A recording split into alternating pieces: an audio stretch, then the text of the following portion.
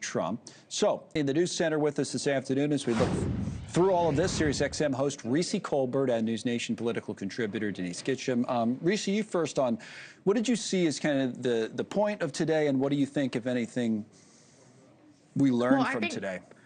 Well, I think part of the point is to create a distraction from Donald Trump's disastrous Davos presentation, as well as his poor ratings. And so the Republicans have this circus going on in the Congress to try to rewrite history of January 6th and Jack Smith's very rightful prosecution. It's embarrassing for the country. You would think that they would be trying to turn the page and move on from it, but it's helpful to have these kinds of fights instead of actually talking about what Donald Trump is not doing to move the country forward in affordability. You know, one of these cases is thrown out on the presidential immunity ruling, right? And then the other one doesn't go forward because Trump wins. Trump wins the election. Smith says, I can't charge a sitting president. But to the point I was making earlier, Denise, he did stand by what was in his report. He couldn't really talk about the classified documents report because of a court order, but in terms of the January 6th, the election interference case, he stood by that. Here he is under questioning from Congresswoman Pramila Jayapal. Listen.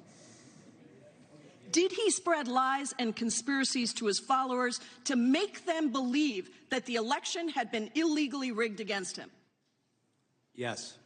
Did he, Donald Trump, motivate and inspire an angry mob to the U.S. Capitol to stop the certification? Our proof showed that he caused what happened on January 6th, that it was foreseeable, and that he exploited that violence. All right. Denise, thoughts on today? I mean, I guess I could have written the script for what happened today in Congress. It feels like there's nothing new under the sun, as they say in the Bible.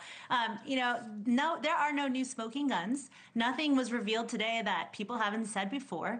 I got a little bored of it, frankly, because some people were bringing in, as usual during a hearing, they bring in other issues that are just making a political point. And the bottom line is more than half of Americans see Trump as personally responsible to some degree of what happened on January 6th.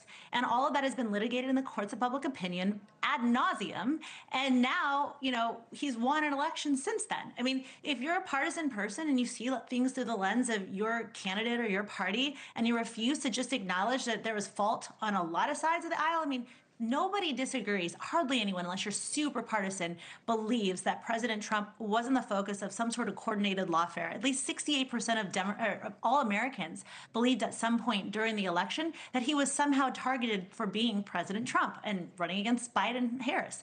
And so if you can't hold those two truths in your mind and say both are probably true, that President Trump had a lot of culpability and that he was the target of a DOJ and unfair lawfare, then I don't really think you're being intellectually honest. Okay, I'm fine leaving it there and come back to the present day. Reese, if that's okay with you, I wanted to talk a little bit about Greenland anyway and everything that's gone on this week in kind of the bigger picture. And how I would bring that up is, Trump comes out last night, essentially, or yesterday, says, well, I have, after days of back and forth and threats and all this, I have this framework for some sort of a deal on Greenland. So as he's flying back now to the United States after the trip to Davos, to me, the question in all of this is simply going to be, what are we getting out of this that we couldn't already have gotten? In other words, like by simply asking Denmark. Again, we don't know that yet. We don't know because we don't know what the deal is. But I think that'll be the question and how it's going to be judged. Do you agree? Well, I agree. We don't even have a post-it, let alone a framework. This is another example of Donald Trump manufacturing a crisis, barely getting anything out of it aside from spooking the entire country and the entire world and forcing other world leaders to look towards each other as opposed to the United States for leadership, and then turning around and claiming victory, waving a big mission accomplished banner when literally nothing has changed for the United States for the better as a result of Donald Trump's art of the deal. And so when we actually see more than just taking Donald Trump's word for what happened, then maybe we can judge if an actual deal is worth all of the strife that he put everybody through, and really just the lack of credibility that the United States has in people believing that we're going to adhere to our treaties. What would be an example, Denise? Can you think of one, realistically, that could come out of this framework that would make it kind of worth it? Well, I think it's really wise what Reese said, which is like, let's wait and see, right? Like, let's wait and see if this was all worth all the drama with all of our allies.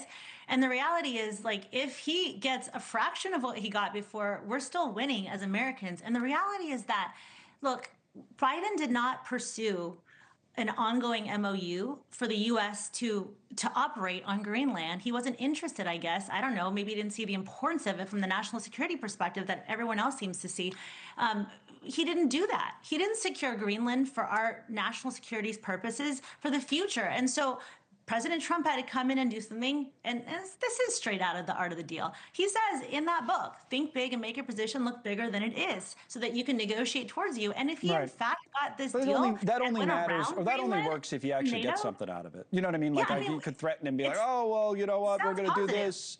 And then, and then come back and be like, oh, they let us put military bases. Well, you could have done that anyway. You know what I mean? Like, maybe. No, I don't that's what know, I'm saying. We don't know. What would make it worth it was the question. Greenland's own ministers said that they were open to more Chinese investment and influence if the U.S. and the West didn't step it up. It sounds kind of like blackmail to me. But, you know, there's another point I think that everyone's missing, which is this whole Zelensky coming to the defense of President Trump. You know, we're all looking at the chessboard, and I feel like President Trump is playing, you know, rather we're looking at the checkers board, and he's playing chess. Don't go 4D chess on us again. I know, right? Sorry. I don't know. What is that, by the way? I keep hearing about this 4D chess.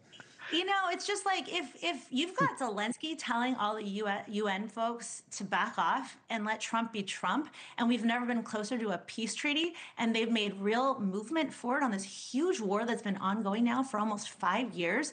I mean, say whatever you want about President Trump and the way he negotiates. He's incredibly effective at getting people to really bolster his position of strength. And that's what Zelensky called all of the EU out on, which was like, look, you guys can't do jack without America. And we're going to tell you straight up from basically a Ukraine it's the perspective same as it was last year is basically what Zelensky said in terms of Europe. Exactly. All right, I got to run here. I appreciate you both, Denise and Reese. I want to talk about the economy. We hear this term, this K-shaped